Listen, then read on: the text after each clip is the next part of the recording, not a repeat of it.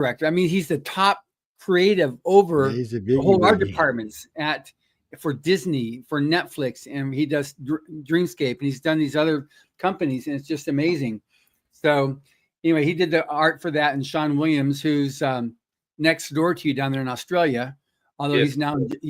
he's living in Japan for a bit because his wife is teaching there.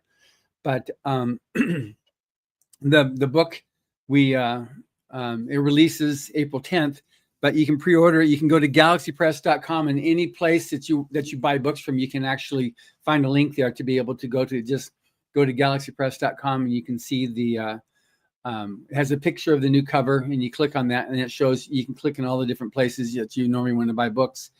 Anyway, we're very excited about it. We within 2 hours, we were number one on, I think, science fiction anthologies, and then this morning we came in. We're on number one on 6 bestseller lists on Amazon. So that was pretty exciting. It's, a lot of people love the art, like you were just saying there, Connor. But the stories in here, once again, they're just amazing stories. The artists, that's as much of the art you're going to see right now. Fooled ya. Yeah, he's a tease, man. He's just a tease. The art you'll be able to see when the book really, because we have the art reveal where the artists show their art to the writers, and that's on the I think that's on the Tuesday before the gala. So anyway, I'm always trying to get him to sneak me some art. Yeah, it ain't gonna happen. But sneak me some art, man. I'll get you, Jeff. I'll get you. Yeah, but anyway, so if you're, that's what was your take on last night's event? Because I'm definitely want to be able to hype it up and just make another 24 best-selling authors and artists. So anything you can say about what you got last night when you attended the event? And again, everybody, it's galaxypress.com, and then you just click on Rise to Future 41 and you can get the book. But anyway, over to you. Yeah, you were holding it up, John. Like the art speaks for itself, but to reiterate, like, Craig is phenomenal. He's an absolute master of his craft. And not to mention a hell of a nice guy. Had the pleasure of speaking to him for a good wee while over in LA last year. And yeah, like I can only speak from the previous volumes that I've read, but I know that these judges don't mess around. They have an eye for detail, and they are the masters. And I know it's just going to be filled with phenomenal stories and fantastic art, and just that to have that piece on the front is really waving the banner of how good it's going to be. That's great. Yeah, I think it is. And I also love the cover design, the font, just the whole lettering and everything. It's just because we work with professionals and all these things too, to make sure it's the best possible presentation to L. Ron Hubbard's creation here, but also to these recognizing and honoring these 12 new writers and 12 new illustrators. So it's looking at it, it's such a, I love the font and the little bit of an angle, and how it totally fits with his art.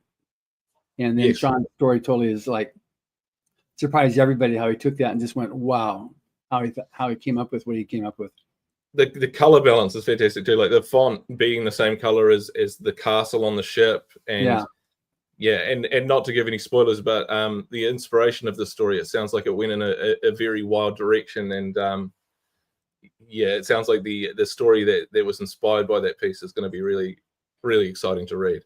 Yeah, and we'll have the everything that happens, I post on my Facebook page, L. Ron Hubbard ASI. John Goodwin ASI, which is my Facebook page. ASI stands for Author Services Inc., which is the literary agency. And so John Goodwin ASI, and that's where you can see all these posts. We'll have the edit done hopefully today of the cover reveal last night, and that'll be posted on YouTube, and I'll share it on my page as well, so you can see it, what the cover reveal was. But anyway, it was very exciting, and just the response and reaction. It was really well attended as an event. I'm gonna have to move to LA so I can sneak in and get some of these and sneak. You know how you always see stuff, the government sneaks stuff out here. These guys got better secrets than the damn Pentagon does, man. 100%. I've seen more leaks out of the White House than I have out of these guys. I'm always trying to find. And I harass him when I'm seeing him. I'm like, come on, John, what we got? can I see something good, man? Let me see something good. Because we started interviewing the winners. Well, you know that, but before the event, and then we interview them again at the event. So there's certain things during the interviews before the event we can't talk about. So it's kind of skating around certain things like, and what did you draw again? And Carmen will comment, Joe, shut up. You can't talk about that, man. You can't give anything away before they reveal. No, and it's a great event when all the authors come in and get to see the work. And I really wouldn't want to give anything away from the reveal, because the reveal is such it's just so nice to see everybody bawling, tears rolling all over the place. You don't, and it still amazes me. I've seen 5, 6 of these sets now. 1, 2, 3, 5. Anyway, it always amazes me that the damn author knows the artwork when he sees it or she sees it. It's I'm watching them thinking, okay, how are they going to know that's their artwork? And I've read the stories usually 3 times by this point. I'm thinking, how are they going to know? Because I'm looking around, which one is for which one, because like I said, I've read the stories at least 3 times by this point. And it's almost like it's a magnet or something right to it every time. I'm like, get the hell out of here. Ladies and gentlemen, you have to see it to understand what I'm talking about. There are some videos floating around.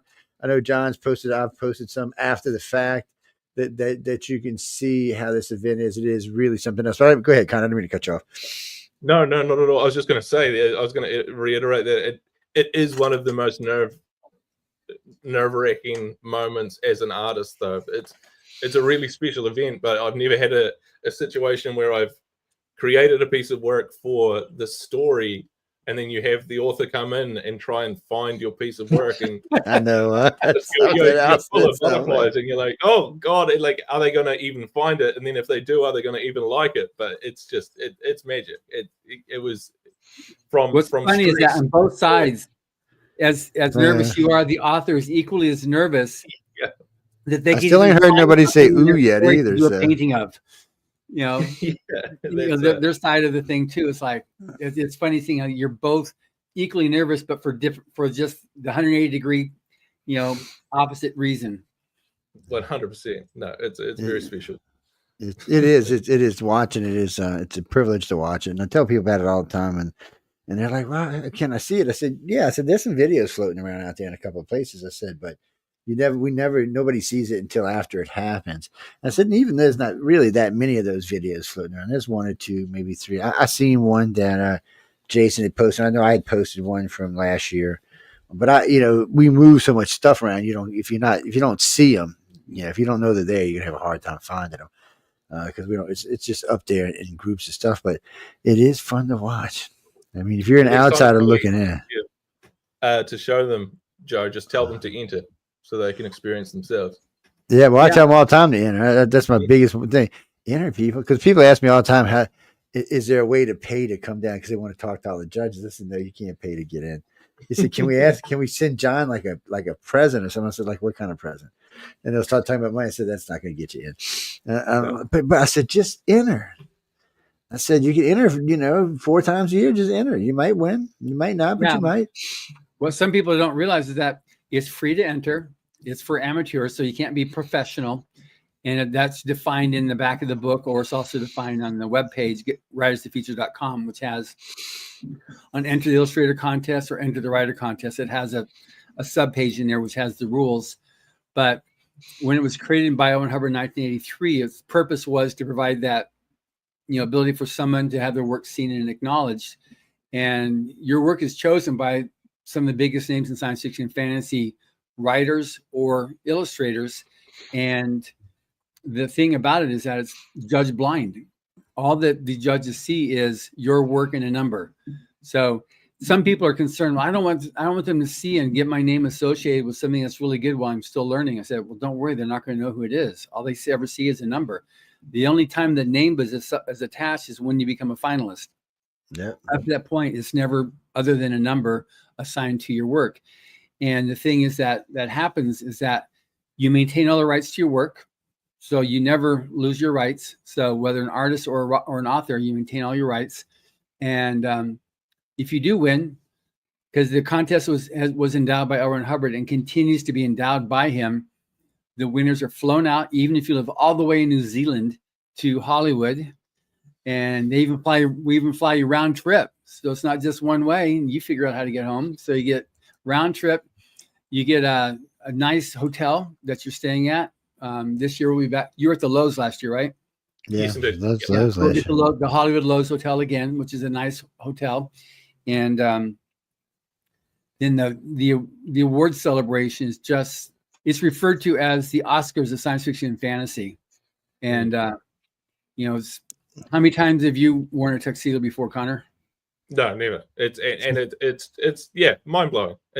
You're in Hollywood and there's a red carpet and the set dressing as well. There's not to give. Oh yeah, it's a Hollywood gala is what it is, man. It's an all out bash, and we had somebody this year that attended because it's the 40th anniversary, so it was a lot of extra awards and proclamations and stuff, and she was the president of or she is the chief of staff for the president of the LA City Council, and so she found, okay, I'll come.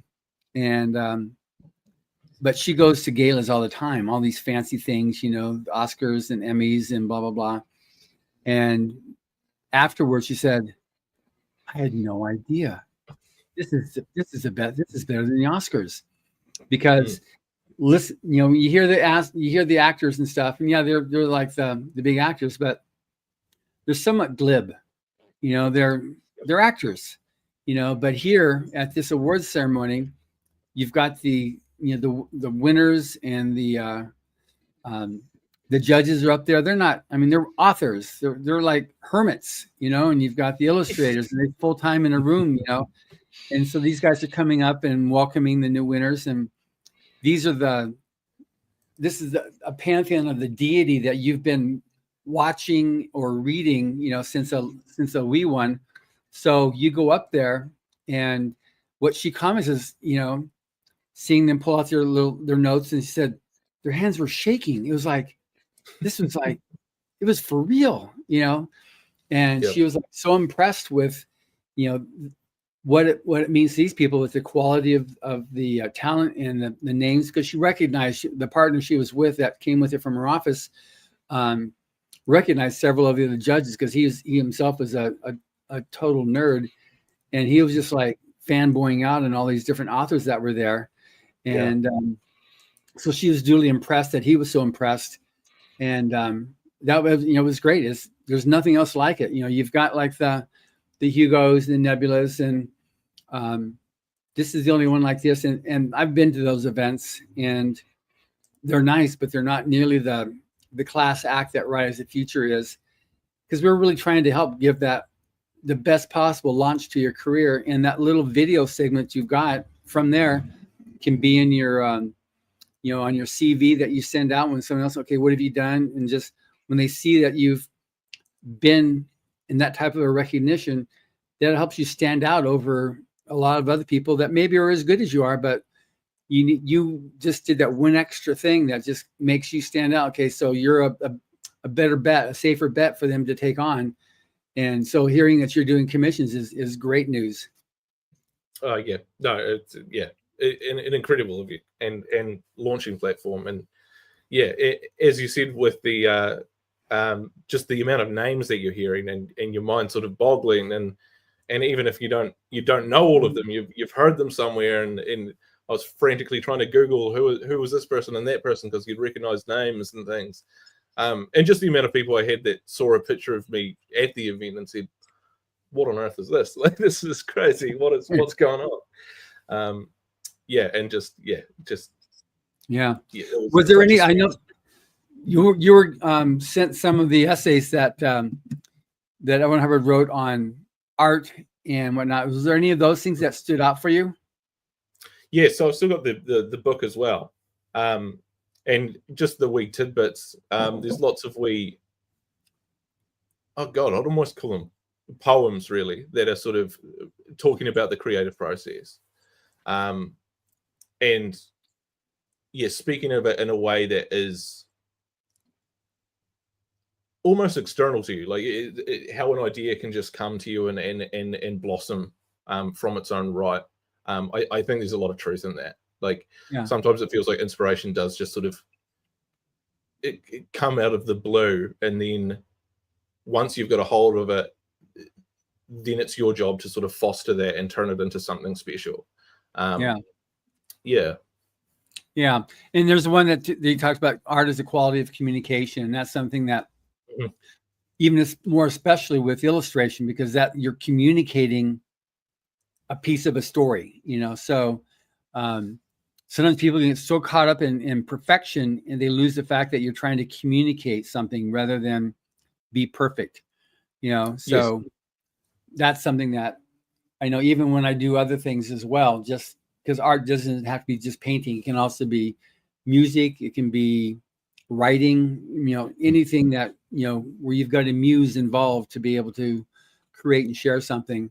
I think that's really important, is that you if you do art for the sake of art for yourself, you're missing the point of it. It's like, it is a communication. It's a communication medium.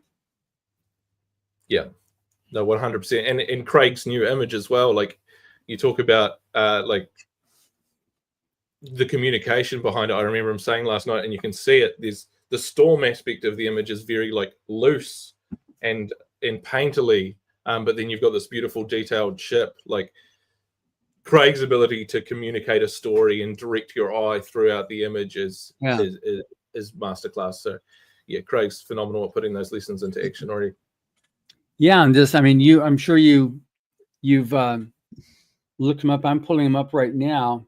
Just what he's done, because he's like just amazing. His experience as just as an artist, but see, Craig Elliott is in the animation industry, has worked primarily for Disney and DreamWorks, designing their animated films such as Hercules, Mulan, The Emperor's New Groove, Treasure Planet, Shark Tale, Flushed Away, B-Movie, Enchanted, Monsters vs. Aliens, The Princess and the Frog. And we had this before he was a creative director for Netflix, which he did a lot of stuff with them.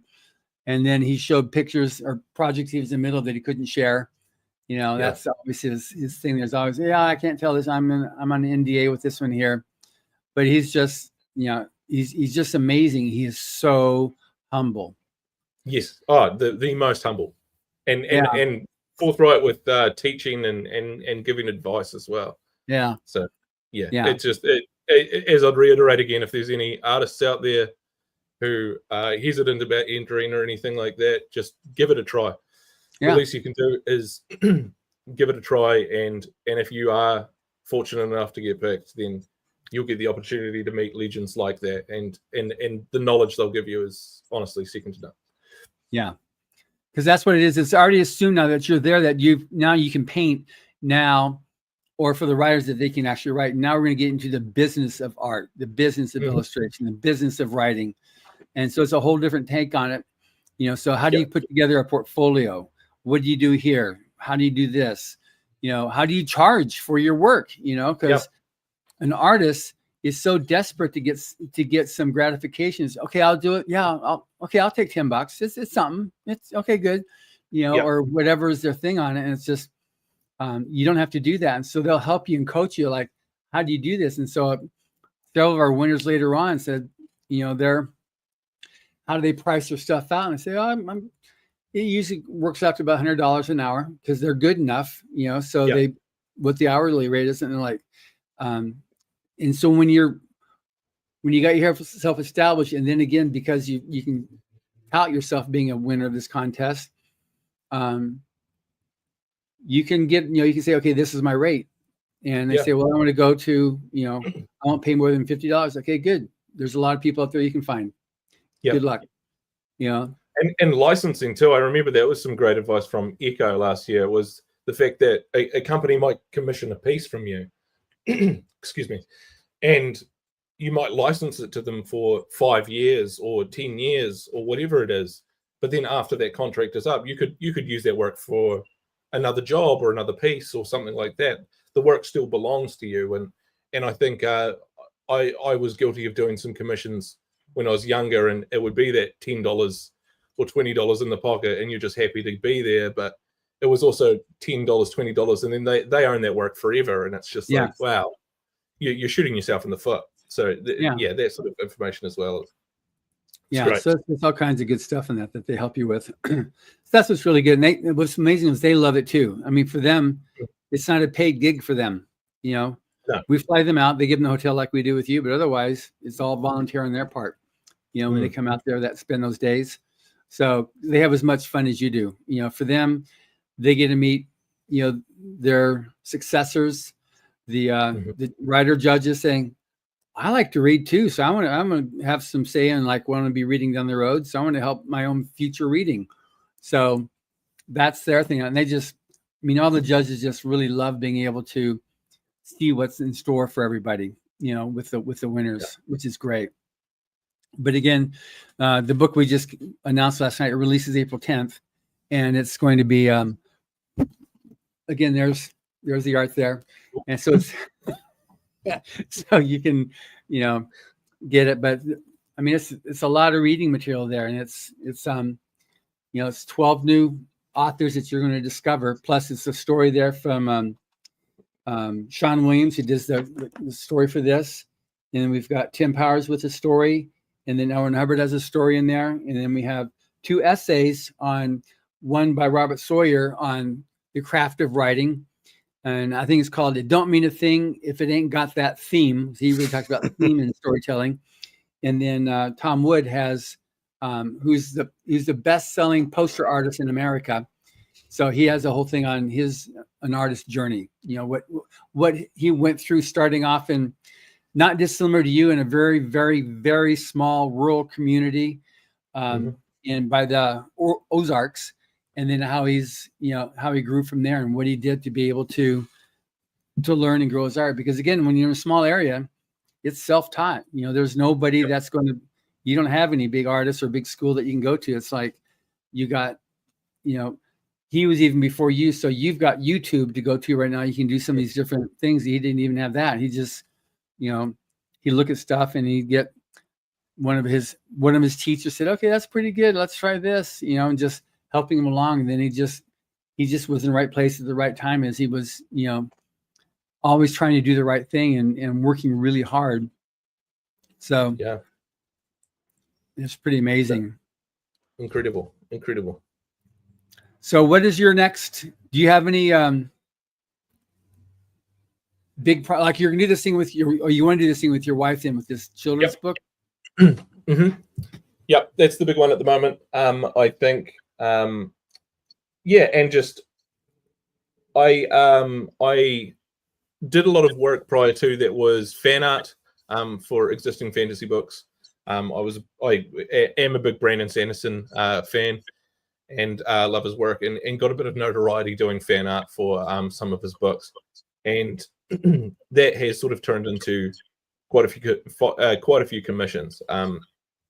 Of course, he's one of the biggest fantasy names in the world, and just released a book in December, and I've been doing some fan pieces for that, and whenever I post something these days, I'll get 4 or 5 commissions in the inbox, people wanting things, so that keeps me busy enough. But I think in terms of personal projects and big things I'm working on, yeah, I think a children's book might be on the cards for.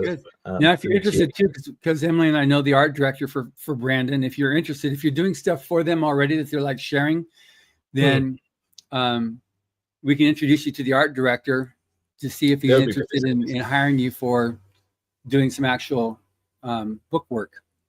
Yeah, no, I've had a brief conversation with Isaac in the past, but there are some larger pieces that I'm working on and wanting to refine, but that's a fantastic offer. I'll definitely get in touch, John.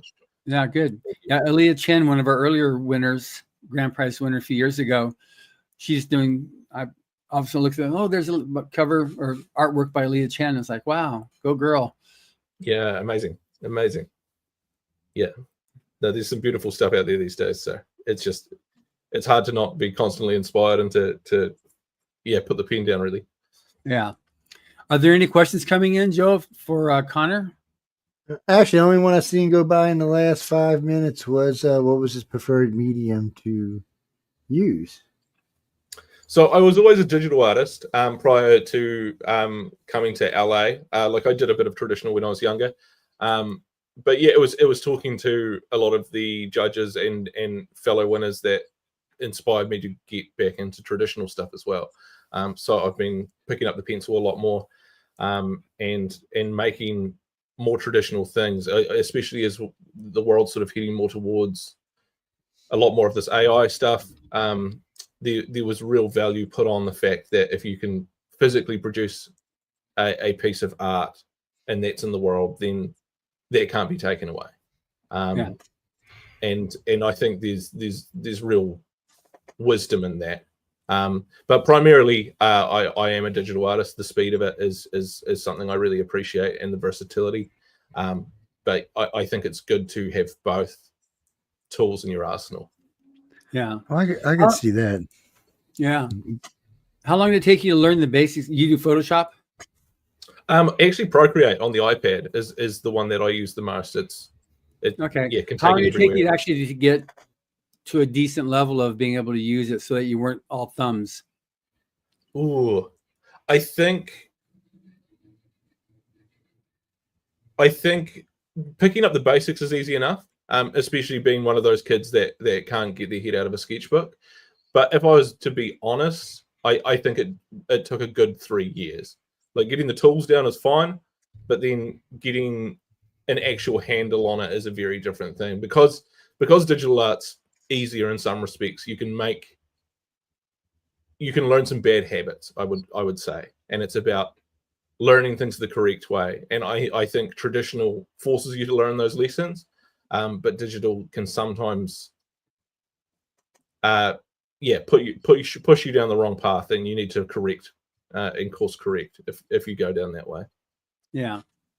Yeah. Yeah, I've heard that some of the guys that do traditional, then sometimes they'll scan it and then they'll take it from there and go digital, because then when it goes to whoever, the client is, so that's great, but can you make the shield red instead of blue? Then with Photoshop, it's bing, okay, there we go. Oh no, I guess I do like the blue better. Okay, bing. And as not compared 5 hours in a studio doing this. Repainting, yes. Oh, So that's one thing I've been told. I think it was Dan Dos Santos told me that just that's an advantage of that. Yeah, 100%. Yeah. So now one thing too is and this is a bit of a bridge here too, but I don't know, have you ever read any of the Hubbard stories? Yes, yep, of course. Yeah, I To the Stars, is that? Yeah, this one here. Yeah, yes. This To the Stars, and this was from the original pulp cover art back in 1950.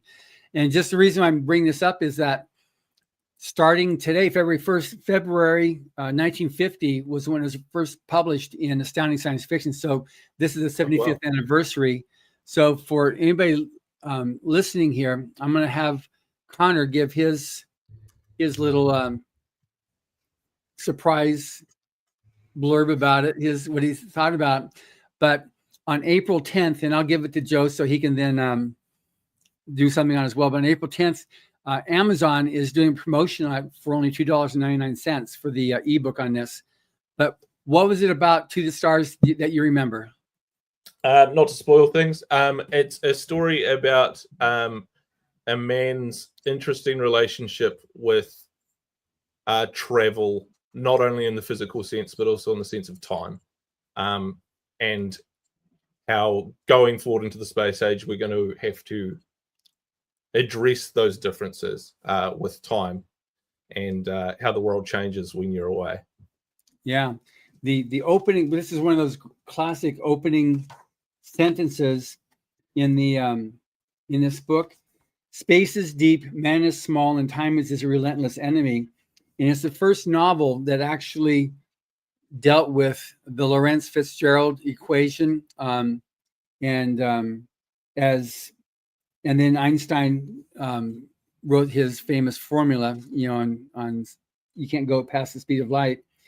But as mass approaches infinity, time approaches zero. So it's about the guys on the long voyage that go out, and for them, they've aged a couple months or a year, and they come back, and then it's now their people that they had are either way old or are dead, and civilizations change, societies change, governments change.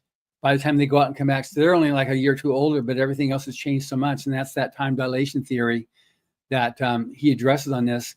We re-released this in the early 2000s, and Entertainment Weekly gave it an A-, which is the highest review they gave in that issue, saying it's as applicable now. The science is as good now as it was when it was first published in 1950. And Jerry Purnell, who was one of our judges, he passed away a few years ago, said that To the Stars by L. Ron Hubbard is one of the greatest science fiction novels that has ever been written.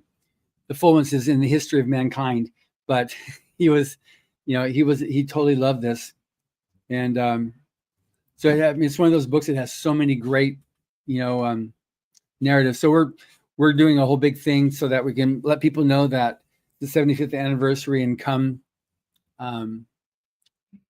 the 10th of this month, it's going to be on special also on Amazon for only $2.95. But it's the audiobook. Joe, did either of you listen to the audiobook version of it? Yes. Yeah, I did. Yeah. So that's, our audiobooks are just like, oh, fantastic. Yeah. Yeah. Because it's radio theater that we do. So you have all the different actors. Yeah. And all the sound effects. And it's a really, really good story. It's very gritty, and even some of the reviews said, okay, the story fully it surprises you. And it's in the last chapters when you finally get, oh my gosh, when you know what happens to what, and then that happens. Yes. You know what happens to what. Ooh, that was a good extent, man. I gotta say that was a really good description we had going on. Was it Christopher? Yeah, I don't know what he's talking about. I'm with you, man. Yeah, definitely don't see that one coming.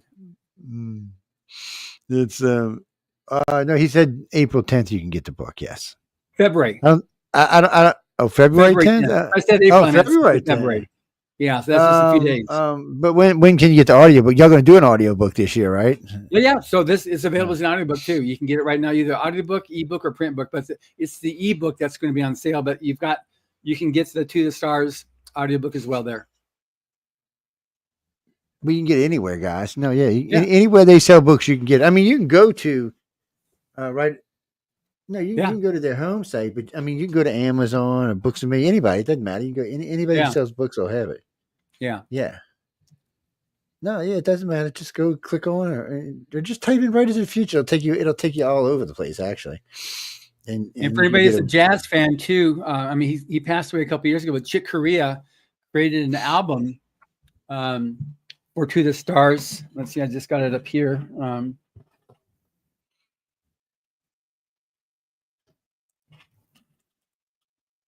So Chick Corea To the Stars. And that was with that band there. You had Chick Corea, and then there was Frank Gambale, Eric Marienthal, John Petitucci, and Dave Weckl. So Dave Weckel's drums, John Petitucci is bass, Eric Marienthal is sax, and Frank Gambale is guitar. And then obviously Chick Corea was keyboards and piano. Amazing work. If you enjoy jazz, you can get that as well. Jazz is always fun to listen to. Yeah, I could picture that going very well with the first scene of the book in the bar. Actually, it would suit it well. Yeah. So it's very good on that. I always like a good jazz. Well, down here there's a lot of it, so it's different clubs. Sure. You can go catch a good jazz band 2:00 in the morning. Sipping on some whiskey and chilling back and listening to it. It's a different kind of feeling, actually. It's what it is. What's that, Kirby? I live in New Orleans. Yeah, you can come on down in New Orleans anytime. You can go over to the Pirates Bar. It's 300 years old. It's the oldest bar in the United States. And I have a drink. Mm-hmm. Yeah, Joe's been going there for the last 200 years. So there you go. Yeah. Well, it used to be they used to do shoe horses there way back in the day. Well, a lot of people thought it was Marie Laveau's house. Her house was somewhere else, but. No. I had a great time when we came down there a couple of years ago and you gave us a tour there, Joe. I was recently showing some people some pictures of when we came down there because we went when I was down there at Cape Canaveral a couple of days ago, and we had some of the little baby beignets, and I said, "Let me show you what a real beignet looks like." And I That's a showed, baby beignet. and showed the real ones there. Then he was taking us to the Yeah, beignet and the coffee that they had there, and then he showed us the tree, the big huge tree where they used to do the Dueling duels, oaks. the dueling They- oaks. Yeah, Yeah, well, they used to kill it. Say, kill it, and walk up the street, get a cup of coffee in the beignet. Even back in the day. Actually, the park is old. It's a very old park. It's one of the oldest in the United States. I think it's in the top 3 or something. It's been there a long, long time. Yes, and that's where they used to go. They used to stroll. Ladies used to stroll down the broad walk, and they would have their little sword fights or gun fights right there and kill. There used to be 2 trees because each one hung down, and they would go underneath the tree and they'd take their clothes and get all change outfits and get everything going and pull out their weapons and do their thing. And whoever won, of course, won. Whoever didn't, oh well. I don't exactly know what happened to you. Amazing. Probably got tossed in a lake or something, but it's an interesting place. It's it's like I said, it's not, somebody said one time we were talking about it, I said, well, it's old. I said, but it's not old like Europe old. It's old like United States old. yeah. For the US it's old. For Europe it's a baby. Yeah. I mean Europe's got How is New Zealand as a country in terms of being They're very young, like 250 years. We had the native Māori here for about, I want to say 1,200 years prior to, but Europeans arrived about 250, 300 years ago, I think. is it at the same time as Australia then? Yeah, similar. Yeah, I believe so. yes. Yeah. Except the Aussies are crazy. It's a difference. So yeah, very young. But I spent last November in Japan and went into the mountains, into this old temple town called Koyasan, and just looking at some of these statues that are 1,200 years old, and it's just mind blowing to see history like that exists. That's 6 times as old as the country that I'm from. In a way, it's just mind blowing. Yeah, it's crazy too because I mean, those people were there. Nobody even thought about them back in the day. They were just hanging out, doing their thing. Yeah. And here comes a white man stumbling along. Oh, look, we found an island. All right, what's on this I'm island? going to name it after my daughter. Yes, let's go find out what's on this island. It's the way the thing. We'll be doing that, and when we get into deep space, we'll be stumbling across planets and stuff. Yeah. Hopefully, Is Amir on with? Is Amir waiting for us? Actually, let me double check. I think I sent it. I'll send it to him again. Let me Because we can have both of them on for a few minutes to let me pop them both on. The illustrator side and the writer side. Yes. Yeah, there we go. I just send it again and make sure you got it. Okay, what is that? Oh, we don't need. Oh, hey, Joni. Oh, Joni sent me something for a 41. Not John. I see who loves me, Dylan. I see. I had to send Joni some chocolate. It doesn't matter. You don't open them anyway in time. So what does it matter? Well, I didn't see it until 20 minutes ago because I hadn't been in my ear. I didn't get up till noon. I'm sorry. I didn't get in bed till 5.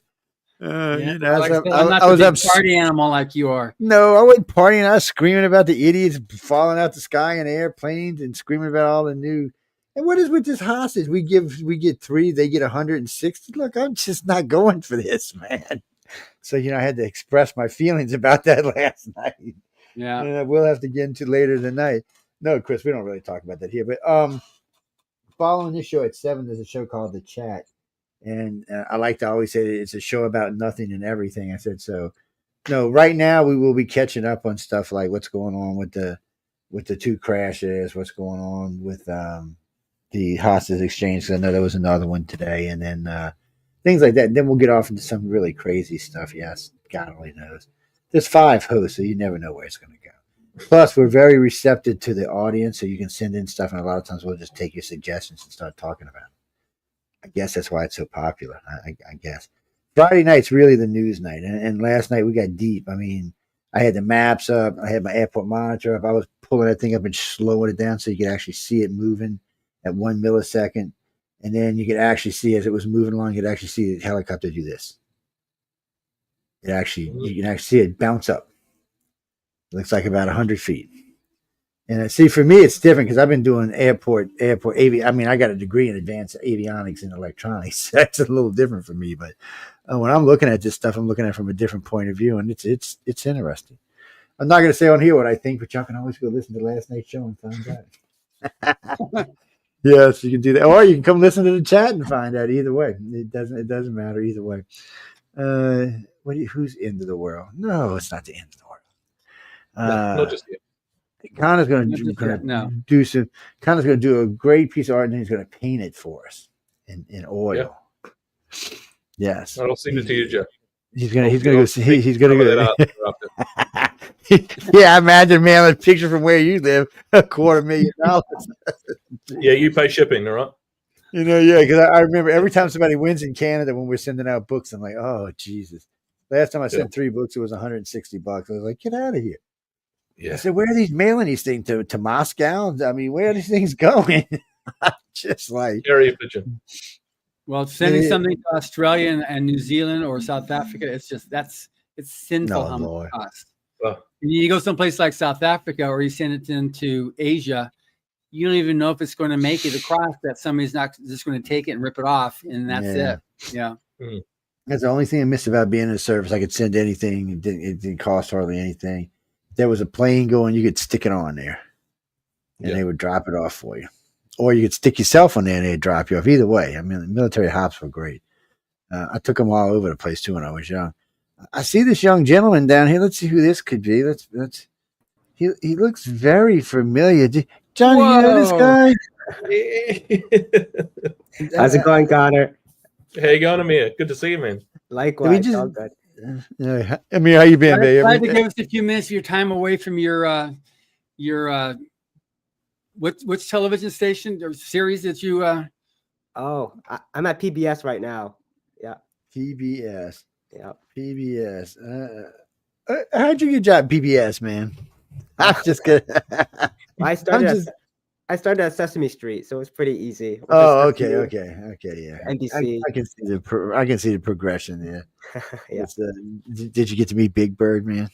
No, I met Cookie Monster though. That was a highlight. Wow. I like Cookie Monster. Cookie Monster. That's cool. Oh man, good to see you guys. John. Yeah, good to see you. How you been, man? Like, I mean, good. I mean, working for that's a pretty good job. PBS pays pretty good. They're a pretty good company. I'm sure you it's a good jump start to some of the bigger networks later down the line too, because PBS is weird though. I have got some friends that's worked for them on and off over the years. They've got some strange practices over there, but I can't complain. I was going to say, once you've been with them a while, they take pretty good care of you. The longer you're with them, the better they take care of you. They're one of those kind of progressive companies like that. Yeah, definitely. I thought that'd be more old school. What's that?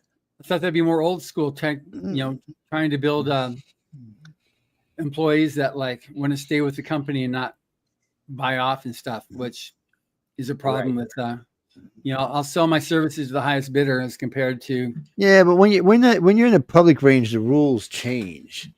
You got to adhere to certain rules anytime it says, like when ours says United Public Radio, there's certain rules we have to adhere to. Anybody who's got that public in their name has to adhere to certain rules that private companies don't have to adhere to, which kind of bites a little bit, but it also gives us other venues like government grants and things like that you can get into that you couldn't get into if you were a private company. So PBS is interesting. They're kind of, at least they're not like NPR. I mean, Jesus, at least PBS is having some fun over there, man. Wait, there's no more Doctor Who on PBS. Is man, look, that's on my nerves. I have to think about that. That's what I grew up watching. We used to get PBS down here. God, it was on an old rabbit ear antenna. I think it was on channel 12 or something. And the only thing I could get on it was Doctor Who. That was it. Nothing else would come in, except when they did their fun thing. When they were after their money, that came in pretty good in Doctor Who. I never got anything else, but I was always a big fan of them because they were out there working for them. So, I mean, you working on a particular project, or they just have you all over the place? No, I'm on a kids animated show. I work in kids television, so I'm on one show right now. It's fun. That's cool. Well, I like when they keep you in one place. Because I know a couple people they were sending around, especially some of the writers I knew were being just sent around to different places. Yeah. I guess there was maybe a writer's shortage or something. We won't say for sure. We won't say. I'm curious because we just had last night. We had Craig Elliott and Sean Williams because we did the cover reveal for Volume 41. Yeah. And we talked about the relationship between a writer and an artist on how they work as an author and an illustrator for book covers and stuff. Yeah. How does it work with you then? Because you're the writer side, and then you've got the artist. Because Craig talks about how he works with Sean, but how he works also with the creatives at either Netflix or Disney or whatever. How does that work with you there? Yeah, well, I said like a premise, just stages of the writing, and the animators, like the head animator, will take a look at everything and give you notes. And they'll say, please don't put any horses in here. We can't animate the legs right now, or please get out of the water because we don't want to do the water animations. I did a chess episode, and I thought, oh, she wins the chess game. I thought that'd be enough. And then they're like, no, give us the move by move so we know what to animate. And I was like, yeah, Wow. my chess isn't that good. So I got a friend of mine to help me be like, no, here's what they should do.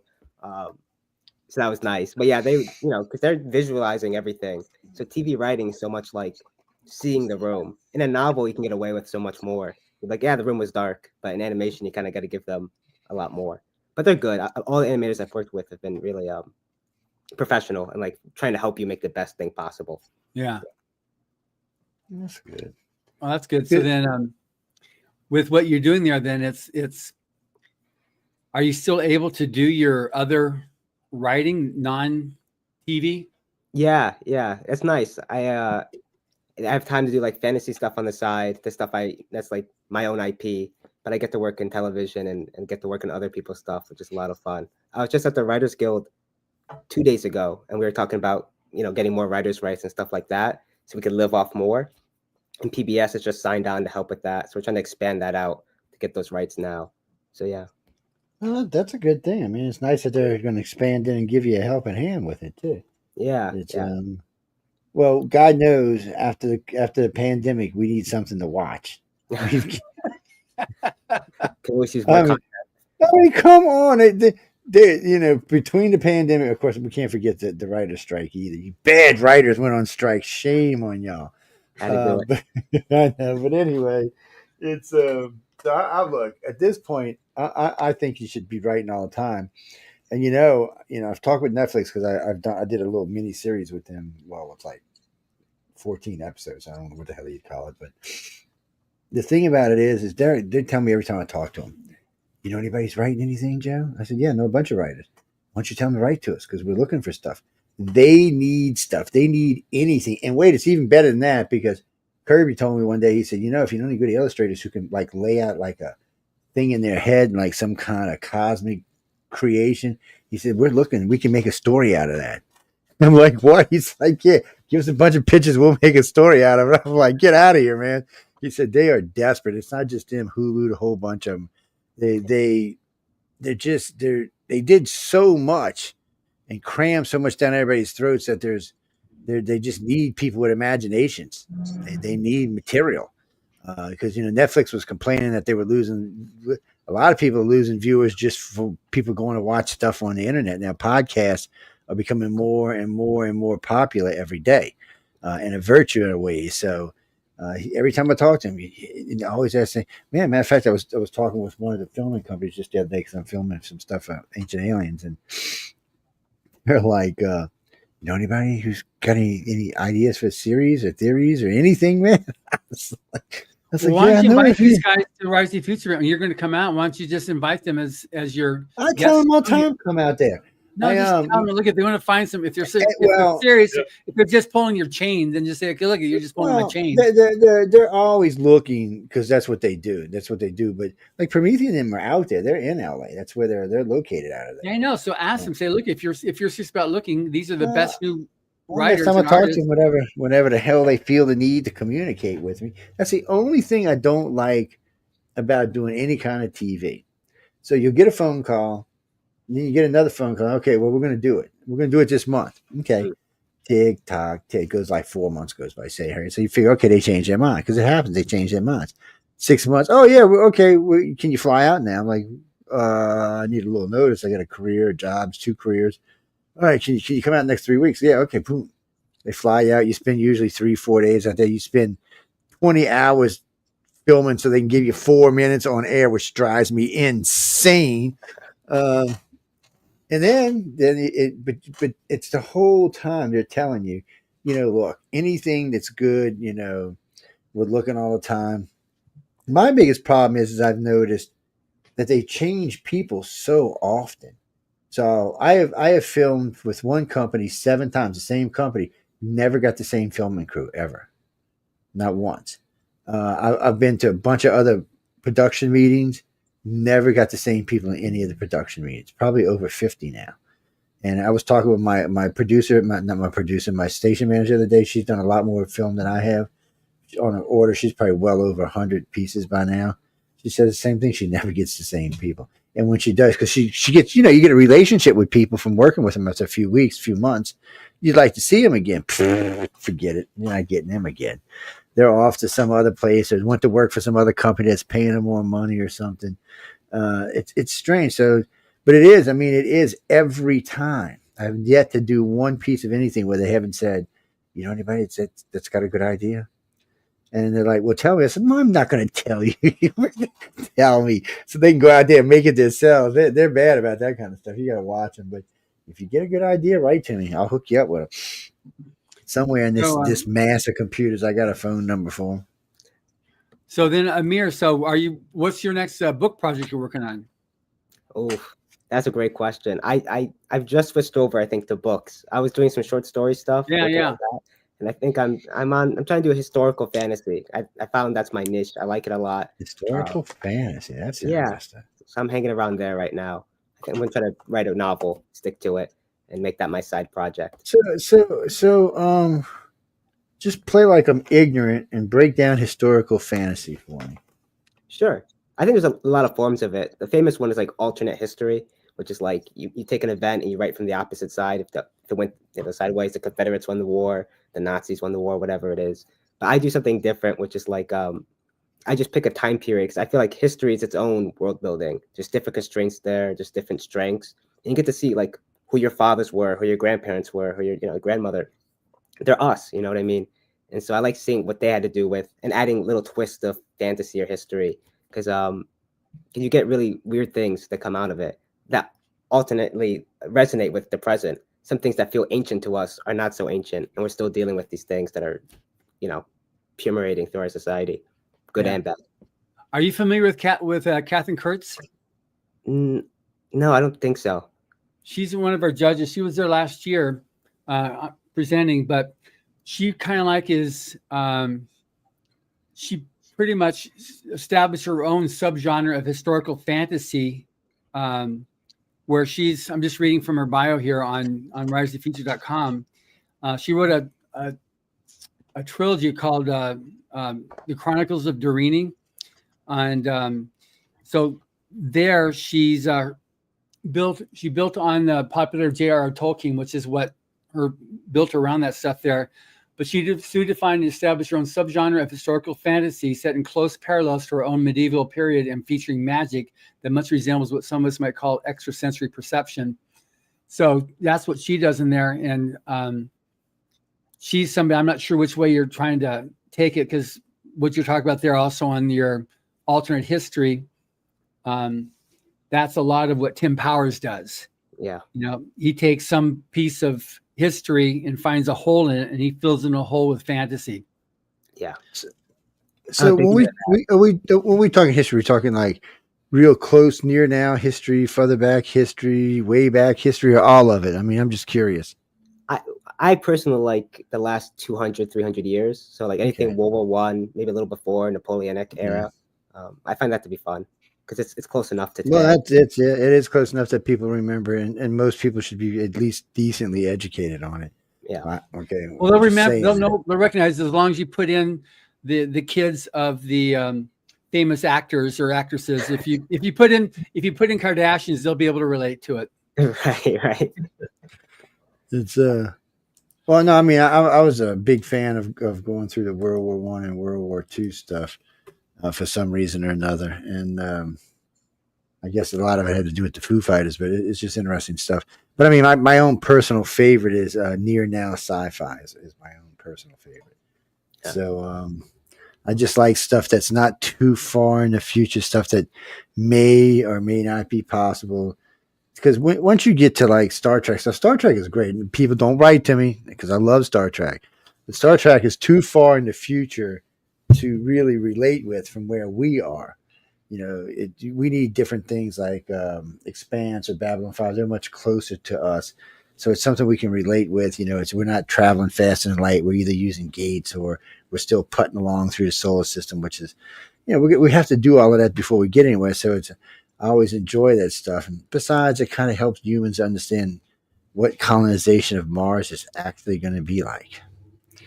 Instead of so it's a. That's you bring that up there because I was talking earlier the first hour about this book. Have you read this one here, Amir? To the Stars? Yeah. This is the one that we gave last year? Yeah. Yeah, because this is the 75th year. It was published in February of 1950. So now we're February 2025. And the whole thing what you're talking about there, Joe, is like what it's going to be like. Because this is the time dilation theory. So that as we go close to the speed of light, not being able to beat it, when you come back, people have aged a lot more than you have when you're on the ship. Mm-hmm. And the consequences of that when they go out there and they come back and their people are dead, even though they're maybe only a couple of years older. And so it's really, anyway. So what was your take on the book? Because we're putting it's going on special on the 10th for only $2.95 on Amazon. They decided to put it on special in recognition of the 75th anniversary. What was your take of the story? Well, there's two parts I'd say. One is it's very funny to see his projection of history because you get there's one scene where he uses an ink blotter and you're like, this is so anachronistic. But of course, and then other parts he's completely reimagined in a way that seems believable. Like society is bifurcated or stratified in this new caste system. And I'm like, yeah, you can see that wealth is starting to move in these two directions to the very rich and nowhere else. Mm-hmm. And then the story itself is very funny because it feels like I think that even the tagline is Shanghaied into something. Like there's this it's a twist on something we know, getting kidnapped, impressed, right? Like the War of 1812 and forced. So I know that story and it's a twist that makes the whole thing new again. And to do that to anything is, I think, difficult. I can't do it. So I liked it a lot. It's funny, but it's also just funny to see the blind spots of history. We're going to assume this is the future, but things will change so much. We can't keep up. Yeah. It's interesting because when he wrote this, he'd already experienced so much because he wrote in 1950, and in the 39 years from when he was born, 1911 till then, the world had changed so much because you had World War I, you had the Depression, you had the Spanish flu, World War II. So all that stuff had happened, and there's so many changes in the world. You had communism, the expansionism of Japan, what they were doing there, and all these different isms that were like taking place, and they rise and fall. And so that's what this book gets into is like, that continues to happen. And right now you see it, you've got the pendulum on, at least in America, you've got, the liberal, and now it's moving back to conservative because of, the repercussions of going too extreme one direction. And then we'll see is it going to go more like the Joe world of being a centralist, or is it going to be really hardcore, conservative? How's this thing going to go? But society just does that, goes back and forth over time. So what he does with this thing here by going out and coming back, you see how things change. He's saying it's going this way here, but it goes multiple times as they go and come. And the technology they bring back is no longer needed because they've gone on with their own research and their own discoveries on Earth. So finding the fuel to handle this technology is no longer needed more because now they're on a new technology. It's just really, fascinating on that stuff. And you can just, because you've seen so much over the last, even in your lifetime, and just the speed that things are going with. We didn't have cell phones when I grew up, and, you had those things that you dial like that, to make a phone call. And, with us, the cool thing was Etch-a-Sketch, that was our level of technology, as you look at now. And so, you got an iPhone that this is my office away from home. I can do everything on here. I can write press releases. I can do my Zooms I went to here, or all the different apps I need for something. It's just changed so much, and the effect that it's had on people, so that there's just when I went home from school, I went outside and played. Now you can't do that because you're afraid that somebody's going to rip off your kid, sell them, or the kids now are living on their phones and the attention span is shit. My grandkids are carrying 22s on. You just come up and mess with them, see what happens. They little 7-year-old. He'd be like, Grandpa said just to shoot you if I don't know you, so you better run. Yeah, that's Grandpa Joe. Okay, good. You shoot me, you shoot and ask questions. It's funny. I have told my wife this. In reality, we were somewhere, we got a flat tire. We was in a really bad place. And I said, I'm going to tell you now, baby. Anyone walks up behind his car, you just shoot them. And you can ask questions later. She said, you kidding me? I said, no, I am not. I said, where we are, if anybody's coming up behind this car, they don't mean to do anything but harm us. You just shoot their asses. And I said, when we get in front of the car, they had this big ugly guy that you just shot your little self. They're not even going to question you. They're just going to let you go. I said, just shoot him and be done with it. Because where we were, if anybody was coming up behind us, you can't talk like that here in California. In California, you need to be peaceable and talk to them and just like try to coax them to get them off we see what happens in California. Come on. That's why we don't live in California. Yeah, we'll offer you some medications here. Come on, come over here. We'll offer you some meds, and we'll take you to a counselor. Okay, come on. Oh, I got in trouble anyway with your whatever her name is, Karen Brash. She threw me off her page because I tore up Magic Johnson and their new committee for going to get money. I said, "How can you get money? You don't even know what you're going to build. You're asking for money. You don't even know what it's for yet." I said, right now there's a serious wave of get rid of Karen Bass right now in California. Yeah, somebody needs to get rid of her. Throw her out there, take her fishing or something. Let her get a hook. Anyway, I'm sorry, I was out of line. But anyway, so speaking of Authors Quill, so she's not invited here, by the way. I'm just saying. Okay, good. We only want special people like Connor and Amir. No, she is a mess. So what's next on your list, Amir? What are you up to? I mean, where you headed? I mean, got something new coming up? Something you want to advertise, or you just kind of working? Working. I like to, working. I like to have multiple projects and bounce around. I like to have something I'm getting paid for, and then I bounce around between two different projects. When one goes stale, I jump to the other. That usually, as long as I'm writing, I'm happy. I'm hoping to have a book soon in writer terms, which is a year or two, to have my first novel out. I think you said that. Let me keep expectations where they need to be. But yeah, are you do indie, or are you gonna try to go traditional? I think I'm gonna go traditional. I'm in that kind of sphere already, roughly. So I'm like, I can probably go that way. Indie's a lot of work. If you have those lines, you can do that. You need because you have an agent, or can get one. Yeah, well, TV, but I don't have one in prose. So they're all kind of. Well, I'm sure you're in TV. You can probably find one pretty easy. I don't think you're gonna have a hard time. It's You don't need to put your name in the next show. Here, I'll put your name in the show if you get me a lead over there with Random House. You're from California, I can tell. That's a California answer. Yeah. Oh man. Yeah, I'm just happy to do the work. I'm still just in the fun part of it, not the business side yet of the writing. So I'm happy. That's what I like. Totally fine. I'm still in the fun part of my work too. That's a good part. Yeah. It's good to stay busy. I like to stay busy with something that's paying me so I can do other stuff that's not paying me. Like this. It's the other job pays me so I can do this. It's one of them things. But so in Illustrator's world, how long does it take to get out illustrations? 6 years or something? I'm just asking. Yeah, it can do. I like a quick turnaround. I'm usually if I've gone to like 8 hours on a piece, it needs to be really good. I like to try to keep them under 8 hours, but some of them can balloon up to 40 hours. But yeah, try and keep it. How did you spend on the piece you did for Writers of the Future? I think that was middle ground. I'd say probably like longer with sketching and back and forth and things like that, but just painting itself, I'd say probably 20 hours would be my guess. Yeah. Was that the first time you've been art directed? Professionally, yes. I've had some like friends and like my brother's a great artist and he's sort of taken the reins a few times, but I don't know if that quite counts. But yeah, in that sort of setting, definitely. I get it.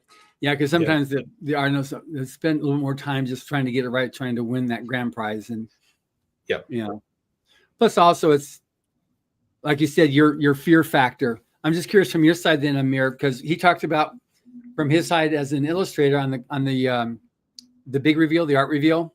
Yep. How he was all nervous, like is the author going to recognize my painting and something like that? What was it like from your side coming into it as an author? What was any trepidation you may have had? Yeah, slightly, because I didn't know Connor yet, so I was like, it's gonna be hit or miss, but it was immediate recognition. I know it's too far to look, but it's over my wall right there. So Wow! yeah, that's it. Oh my goodness! So I was blown away. And what Connor did, not to talk about the art because he knows more than I do, but what he did it's so hard to get a theme across through just a visual, but he cut it. So you had the past of the character and kind of the future of the character, the indigenous person, and then this person is being, in some terms civilized, but in other terms kind of indoctrinated. And he cut it right down the middle of the art to show both sides and this monster looming in. I was like, I would never have thought of that, but it's better than what I would have thought of. And that's, I think, to be like a great artist, that's kind of the key, right? To have something better than even what the writer wants. And he did that perfectly. I saw it and I knew it, and I was like, that's it, and it's better than I could have hoped for. So it's on my wall. I've got another one upstairs. So yeah, I love it. He blew it up and has it on the ceiling above his bed when he goes to bed. His next one he does for me, my next cover will be Connor, and that's what I'll do. I'm always amazed how I've got like more of a writer brain. I think in terms of descriptive but I can't even do a successful stick person. And so, and then Connor is an illustrator, and he can take something and he's just like, I am so nothing but admiration for someone that can actually do that. It's not a jealousy. It's just a total admiration. And then those people that can do both, they're like deity, somebody can successfully do both writing and art. They're just like, they're a different type of a being, but you got the winners here. They're already a cut above the general, humanoid. And then you've got above that, somebody that can do multiple kinds of aesthetics of art. And so but it's interesting how you look at something, Connor, and you can picture it and you can translate that. I can create pictures, not a problem. I've got a great imagination, but taking it from here and putting it onto a piece of paper, it's just like, I'm pathetic, And I can't do the words though. Like I'm as dyslexic as they come. So I think that's why I can draw. So thank God we've got people like Amir who can, turn these stories not only into something enjoyable to read, but something that is beautifully written with fantastic prose as well. I know, but it's just interesting how you both are so good, but you're like, you take a look at the same thing. You can take, here's the thing, here's an incident, an event.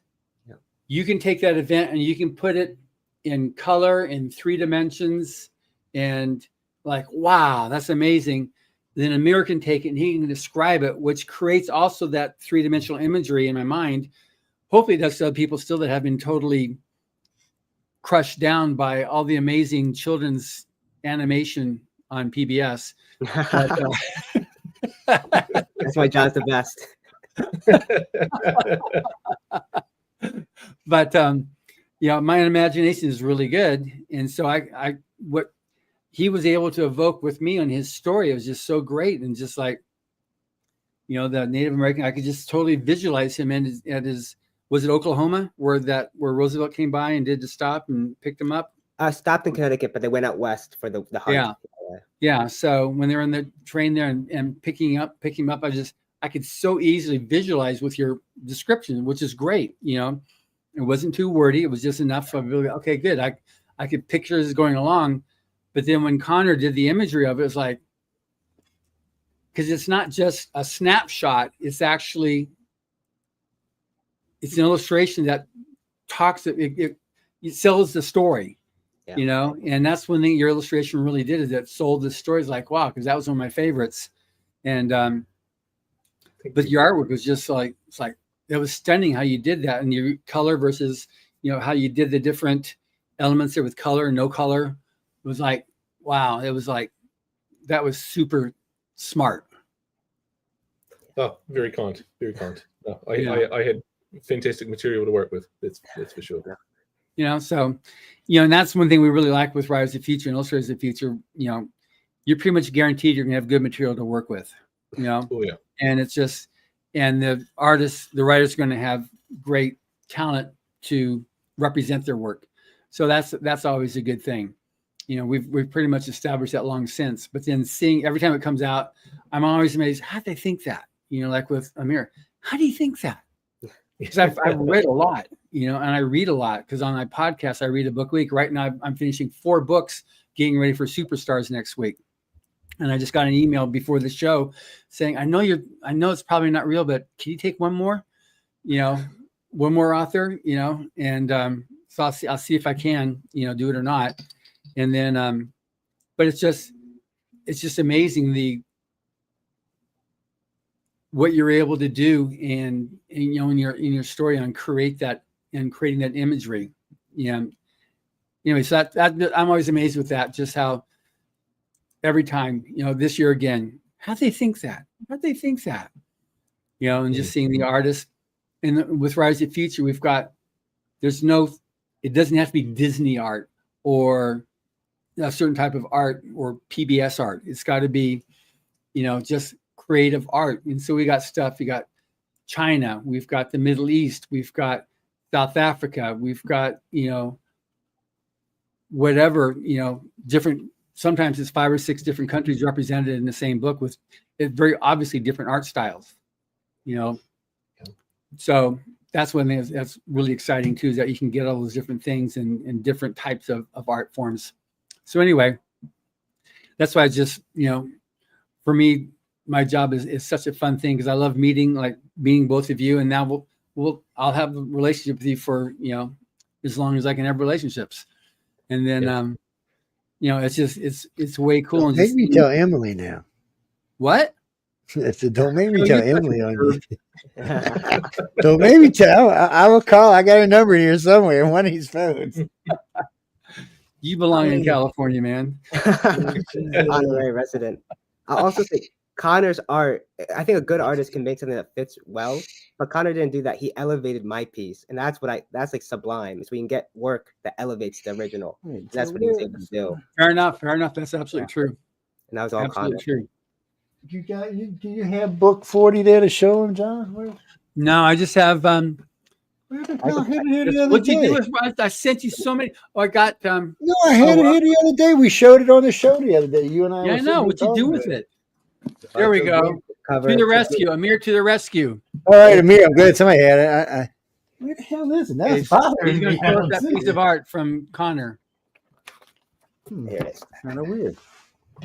Yeah, that's just brilliant how he did that, and just how the color changed in between the bow and the string there. That's just like Right. And the indigenous cloth right here, like his past, said, oh, it's insane. Yeah. Really Yeah, good. it came out good. It came really good. What is that? That's how you the Lena. That's actually kind of did the artwork for Amir's story. Yep. Yes. That's what's going on. Mm-hmm. Yeah. Well, if you buy volume 40, you can see them in there, together. Yeah. yeah. Yeah. And you can just go to galaxypress.com and you can click it wherever you like to buy your books. We have them all the different book sites. I don't have no more to give away. I'm sorry, Chick. The only ones I have, which are somewhere in this office, are signed ones. So one is signed at the event, and then the other one is signed at the gala. So you're not getting your hands on either one of those. Now, one thing, Joe, I didn't tell you. This book here that we talked about earlier, which both Connor and I never read, was that. We just sent five of these to you for cool. giveaways between now and April 10th to announce that the book will be on special on April 10th on Amazon for only $2.95. So they can get that, but you got 5 books you can give away. They're on their way to you right now. So when Carmen starts booking this year's winners, I'll start giving those away inside the group. I don't think I read that one, so I read a lot of his science fiction stuff. I guess I missed that one.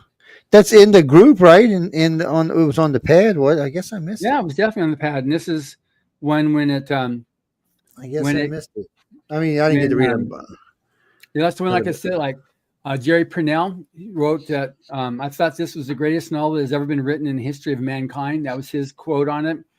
And Alan Chuse in NPR said Hubbard was one of the country's most prolific science fiction writers, and this book is one of his best.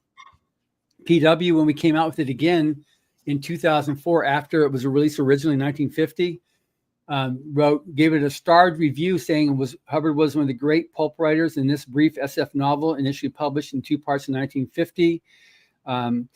Sound science fiction. Hubbard brilliantly evokes the vastness of space and the tragedy of those who would conquer it. The novel's turning point, Alan's reckoning with time's implacability, is narrated suspensefully. What does impress realization, as well as his believable detailing of Starship Society. Readers used to today's bloated SF tomes will appreciate Hubbard's ability to pack an epic into relatively few pages. This is indeed golden SF from the golden age. So that was in 2004. So it really is an amazing story.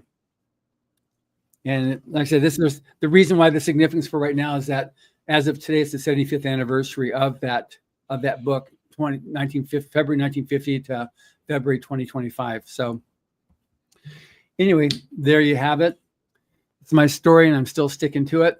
But anyway, you're gonna have $5 for giveaway then, Joe, so that you can get people. That'll work out good because I'll give them away. I'll give one a week away I'll start somewhere after about 3 weeks, and that way they're running closer to the gala. Well, we want to do this if you can before the 10th, because we want people to be all excited about it. Yeah, well, I'll send you a little pattern that you can use. Well, since you're going to be off this weekend, that's coming Saturday. That'll be the 8th. So what I'll do is I'll give away one on Wednesday, and then since the chat and the other 2 shows are really busy, I'll give one away on there, and then I'll give the other 2 away on the Authors Quill, because that'll put it on the 8th, right? Yeah, put it on the 8th. So we'll give that'll work. So that'll be 4 different nights we can give them away. Because the news on the flip side, and you too, by the way, both these other 2 shows you were talking about, news on the flip side in the chat. If you ever want to come just hang out, you're welcome. Okay, there's a big difference. This show does about 2 million; those do almost 5, and it's a different kind of audience. It's not going to be an audience like this one. These are people coming in for different reasons, so that you can expand your repertoire all the way around with those. Because the chat's just a crazy show. Okay, I'll just be upfront with you. God knows what we're going to talk about on that show. I mean, tonight, unfortunately, we have to talk about some stuff that happened, but mostly it's not. It's just about whatever the audience wants to talk about. And God only knows. Well, he's going to be talking about, for you, Amir, he's going to be talking about what just happened next to you a few nights ago. Yeah. And I always mention this show on that show. Yeah. So like last night, y'all got a plug on News on the Flip Side, because I know I'm coming here today to host this one. And when we do the next show, which I get an hour break between this one and the next show I host, on that show, I also talk about who I was talking to on this show before we get into whatever we're going to get into, which tonight, unfortunately, is those 2 aircrafts and the hostage exchanges. But usually it's a lot more fun. And cursing is allowed, by the way. So the only 2 shows on the network where it is allowed. We're very strict on that on this network. And but news on the flip side, I tell people it's mostly news orientated. So I tell people if you're going to come on, look for a slow news night where we're going to just be chit chatting about authors or books or UFOs or just crazy stuff. On the Saturday night show, it doesn't matter because we're going to go into that topic matter. The other night we spent an hour talking about food, and I thought for sure everyone was going to be mad. People were asking for recipes. I was like, get out of here, man. Giving you none of my recipes. They're the top secret. Get the hell out of here with that stuff. But it is a lot of fun. And it's always welcome. I tell people you don't have to have an invitation to come. If you feel like you need, just text me or email me at iCarCox.net and I'll send you an invite. But we want people to come on there. It's for anybody who's hosted or been a guest on this network. That's what those 2 shows are actually for. They can come on, they can hang out. We even allow sometimes regular listeners, and I mean regular listeners, because we get some strange ones sometimes. John listens, so we got to be careful. Now, he ain't the one you got to be careful with. It's the other half. She's dangerous. Gotta watch when we're talking about her. You never know when she might be listening. So she's like, what, did you talk about me? No, I didn't talk about you. No, I was talking about Joe. I was talking about Sarah. That's who I was talking about. Yeah, there we go. That Oh, works yeah, for me. right. Y'all about the same height and stuff. Oh man. But I mean, y'all. So I mean, y'all were there. So just real quick, because I know we're getting short on time. I'm gonna ask both of y'all this. Y'all got to deal with all the staff and all the judges. We'll start with the staff. I mean, how was the people you had? I know y'all talked to Joni and to John and Emily and all the rest of them, Malieve and the whole bunch of them. I mean, how did they treat you? They treated you good, or they slapped you around? I mean, how did you feel with them? Well, I know Malieve. She'll slap you. You gotta watch her, man. She's bad. So will Sarah, for that matter. So. No, it's just Joe. Not everybody's like you. You're the only one there that actually gets that kind of treatment for some unknown reason. To you, Malieve at least. only threatens me every once in a while. Sarah, on the other hand, is just vicious. I feel for Jason every time I see him, man. Like, Jason, you doing okay, man? I talk to him all the time. But anyway, on a real note, I mean, how did you feel? I mean, were you comfortable with everybody? Everybody treated you good? How did you feel when Joni called you? Hey, hi, it's Joni. I'll close my ears so you don't have to worry about what you say. Right. Yeah, now you can go ahead and knock. Amir, we'll start with you, man, and then we'll go over to Connor. So, I mean, how'd you feel with the staff? They treated you good? Everybody was nice to you?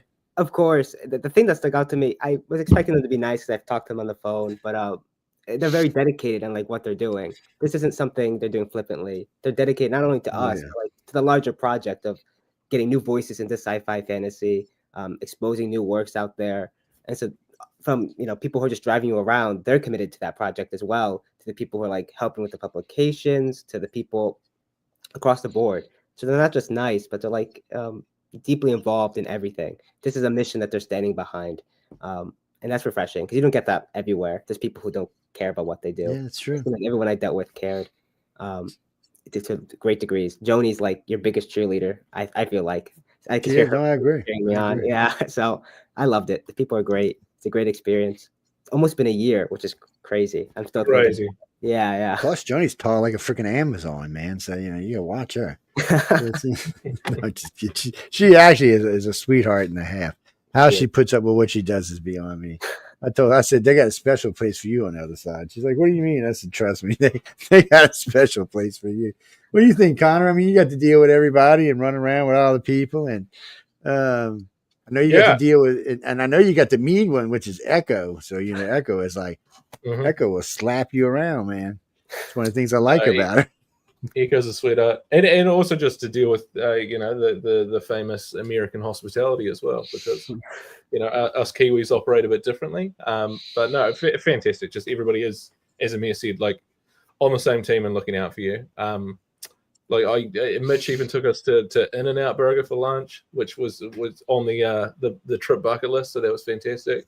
And just seeing people in the lobby or at the bar or restaurant, just you can always go down and sit down and have a chat, and they want to know what's going on with you. It's not just it's not fake.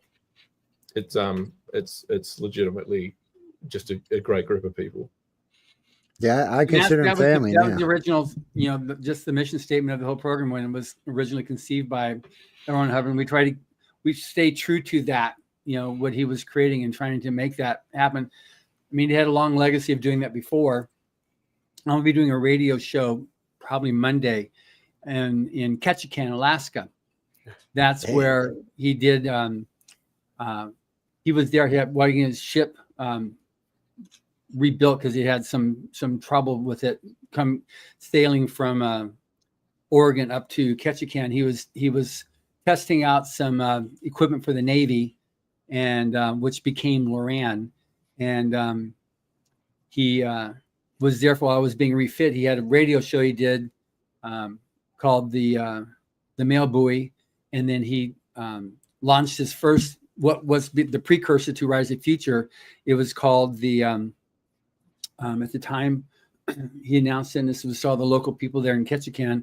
It was the Golden Pen Award, and that's what now is what the grand prize winner gets, is the Golden Pen Award. But he launched it there. So I'm going to be doing a radio show with them. He said, I'm just fascinated with Hubbard's history here in Ketchikan. I had no idea, and he even using that equipment that he was testing, captured a German spy that was there relaying stuff from United States to back over across the sea, the Bering Sea there.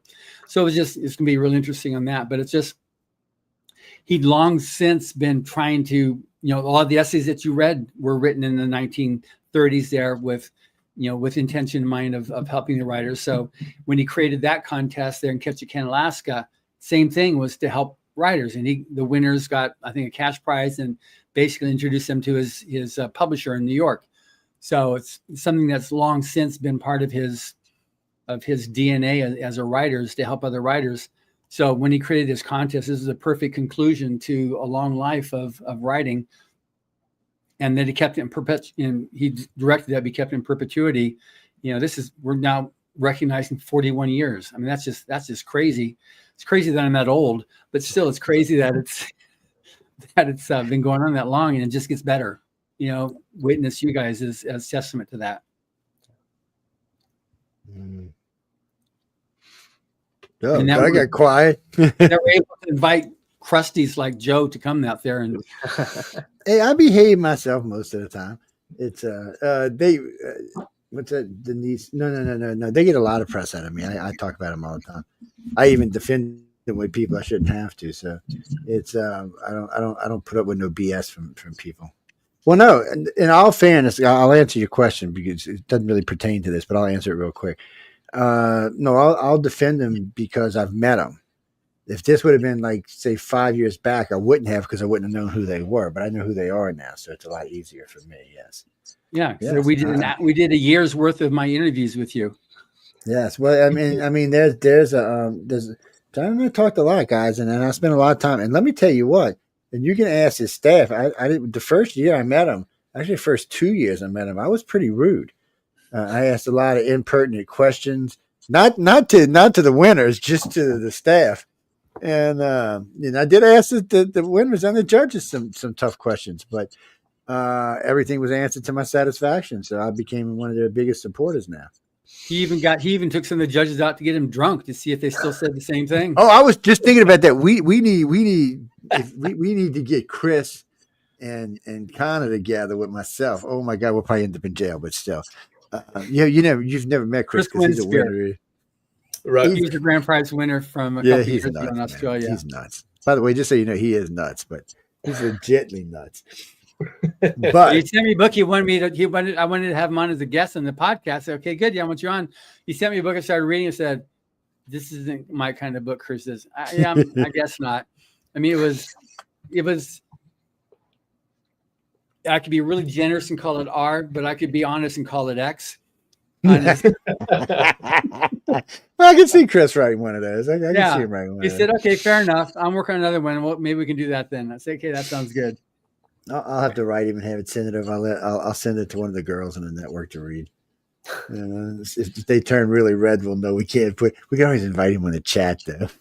He can say whatever he wants there. Yeah. It doesn't matter. It's what's that, Martha? No, we're not strict about Authors Quill. It's just, it's just a show for authors and illustrators. It's not for anybody else. No, it's just what it's for. Yeah, that's what it's for. It's what we talk about here. I mean, well, Wednesday's a very strange day. So, it's Wednesday, Saturday. So sooner or later, there's going to be a show, another author show before John. I have no idea when it's going to start. And then there's John, who does Writers of the Future. Then there's Echo Chernick, who does a professional. She's talking about how to be a talented artist. And then there's this show. Then there's a Gray Zone, which is an open topic show. It's a research-based show. It's really, and anything strange, it's researched and then talked about.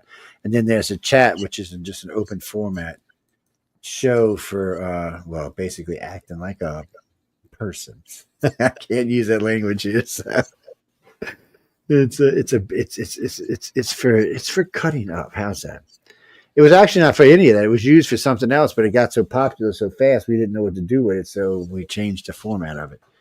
And it's first time it aired. It did 2.5 million listeners. I was like, "What the hell? Where did these people come from?" I was expecting like 200, not 2 million. So it's. But it is, like I said earlier, it's a multi-show. Like tonight, there'll be 6 hosts on there, so you might as well call it a panel show. Everyone's got unique. I'm a centrist. We've got Republicans, we've got liberals, we've got libertarians, we got buttholes, you name it. We got them on the network. So it makes it a lot more fun when we're talking. And since we're all friends, don't get me wrong, it will get heated, but we're all friends, so it doesn't matter. Next show, we're all friends talking whatever we're talking about. It's just, and we're not scared to call the other one a dumbass or something like that. So, what does he like to use? Double dumbass from Star Trek? I'm like, man, leave that somewhere besides here. But it's a lot of fun. It really is. Christopher, how do you get on this show? When there's open time, I will send me a letter at iCarCox.net and I will forward it to Carmen because he does most of the booking here. I do book in between him sometimes, but I prefer that you go through him because he knows what he's got going where. And especially since now we're getting ready to get into the winners from this year, it's going to be real tight to squeeze anybody in there. Sometimes we do 4 guests a show when we're doing the winners for this year because we do them shorter. But just write me at iCarCox.net. Tell me what you want to talk about, and I'll see where we can squeeze you in. You might be a topic for another show. Yeah, it might be. So just send me an email and we'll go from there. Yeah, there you go. No, I know who you are. I've seen your stuff. I've seen your stuff published on. Yeah, and no, you probably pro'd out for Writers of the Future, but go to writersfuture.com and you can find out for sure. Mm-hmm. Yeah. Yeah. No, that's galaxypress.com if you want to go buy something. Writersofthefuture.com definitely is go to where you go. galaxypress.com. Yeah. You can buy. Go over there. Yeah. So yeah, and then when you're done there, go to the other website and buy something. That works for me. Yeah. Y'all SOBs need to start putting Joe sent me so I can give Maliva trouble. Okay. You need to start adding that in there because then I can give Maliva trouble. Yes. Y'all don't know she's a pain in the butt, people. Joe, I can tell you true. You wonder why people give you grief. Maliva knows I love her. Your flows are very balanced. Your flows are very balanced. Maliva knows I love her. It's yeah, but everybody else you're talking to doesn't. So you have to look. You want to know who she is? Okay. Real quick, you're gonna see me shooting a lot of pictures. You'll see a girl dressed in black that I'm almost always shooting above her head. That's Maliva. Yeah. She's the executive editor for the book, and she also is in charge of all the. She's the one that puts together all the different books, does all the, she does a lot of work, stuff like that, and then she also handles a lot of photography and video stuff also that we do at this event. Yeah, I think she enjoys the photography. No, she's just a little shorter, so I can shoot over. They had Chelsea last year, or year before last, and Chelsea's freaking Amazon. So every time I went to shoot, because I got used to Maliva after like 4 years. So every time I went to go shoot, Chelsea's big head was in the way. I'm like, Chelsea, move. Like, move over, girl. No, by the way, she's a sweetie. If y'all want to know who she is, she's the curator of the museum. So go to YouTube. You're going to have to go to God's Extraterrestrials because the other page isn't up. Or you can go to SoundCloud if you don't want to see what she looks like. And there's a good interview there. John sat in on part of it, and we were just talking about. I went and visited the museum while I was there.